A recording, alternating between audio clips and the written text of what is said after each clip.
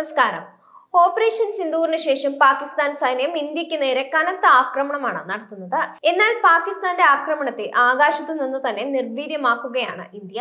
ഇന്നലെ രാത്രി മുതൽ ആരംഭിച്ച ആകാശ യുദ്ധത്തിൽ പാകിസ്ഥാൻ തൊടുത്തുവിട്ട നിരവധി മിസൈലുകളും ഡ്രോണുകളും നിലം തൊടാതെ തകർക്കാൻ ഇന്ത്യക്ക് സാധിച്ചിരുന്നു. പ്രതിരോധ രംഗത്ത് ഇന്ത്യ സ്വന്തമാക്കിയ അത്യാധുനിക ആയുധങ്ങൾ ഉപയോഗിച്ചായിരുന്നു ഇന്ത്യയുടെ പ്രത്യാക്രമണങ്ങളും ചെറുത്തുനിൽപ്പും.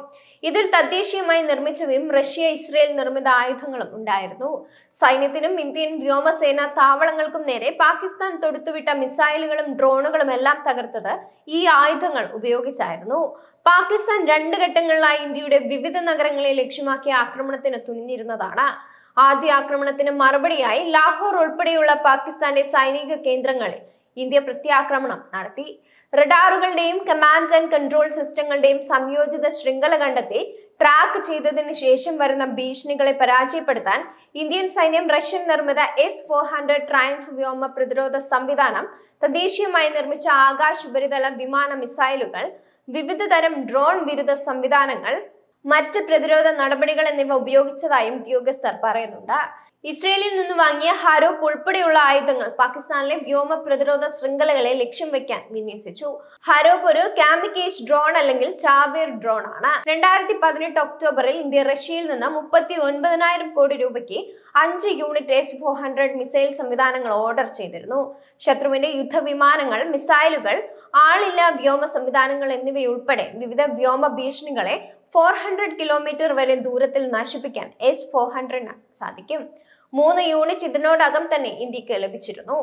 എന്നാൽ റഷ്യ യുക്രൈനുമായി സംഘർഷത്തിൽ ഏർപ്പെട്ടതിനാൽ ബാക്കിയുള്ള 2 വൈകുകയാണ്. വ്യോമസേനയുടെ ശേഷിയിൽ ഗണ്യമായ കൂട്ടിച്ചേർക്കലാണ് S-400.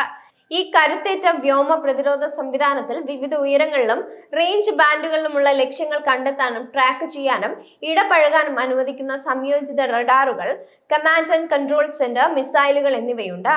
താഴ്ന്ന റഡാർ ക്രോസ് സെക്ഷൻ ഏരിയയിൽ ടാർഗറ്റുകളെ തടസ്സപ്പെടുത്താൻ കഴിവുള്ള Akash surface to air missile system വരുന്ന ഭീഷണികളെ നിർവീര്യമാക്കുന്നതിനായി വിന്യസിച്ചിട്ടുണ്ട്.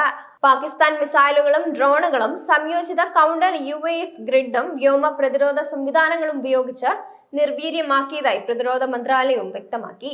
ഇന്ത്യയുടെ പ്രത്യാക്രമണത്തിന്റെ ഫലമായി പാകിസ്ഥാൻ ആയുധങ്ങളുടെ അവശിഷ്ടങ്ങൾ പല സ്ഥലങ്ങളിൽ നിന്നും കണ്ടെടുത്തിട്ടുണ്ട്.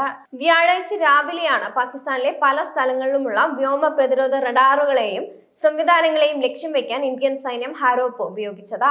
മണിക്കൂറുകളോളം പറക്കാൻ കഴിവുള്ള കാമിക്കാസെ ഡ്രോൺ, വ്യോമ പ്രതിരോധ സംവിധാനങ്ങൾ, കമാൻഡ് പോസ്റ്റുകൾ, വെടിമരുന്ന് സംഭരണികൾ, വിതരണ ഡിപ്പോകൾ എന്നിവയുൾപ്പെടെ ഉയർന്ന ലക്ഷ്യങ്ങൾക്കെതിരെ ഉപയോഗിക്കാൻ കഴിയും.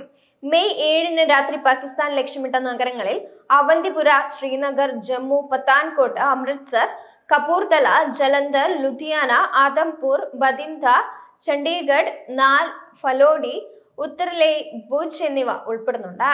റാഫേൽ യുദ്ധവിമാന പൈലറ്റുമാർക്ക് സ്റ്റാൻഡ് ഓഫ് റേഞ്ചുകളിൽ നിന്ന് കര ലക്ഷ്യങ്ങൾ ആക്രമിക്കാൻ അനുവദിക്കുന്ന സ്കാൽപ് ഡീപ് സ്ട്രൈക്ക് ക്രൂയിസ് മിസൈലുകൾ, hammer smart weapon system, guided bomb കിറ്റുകൾ, എക്സാലിബർ യുദ്ധോപകരണങ്ങൾ ഉപയോഗിച്ച് വെടിവെക്കുന്ന M777 ഹോവിറ്റ്സറുകൾ എന്നിവ ഇതിൽ ഉൾപ്പെടുന്നുണ്ട്.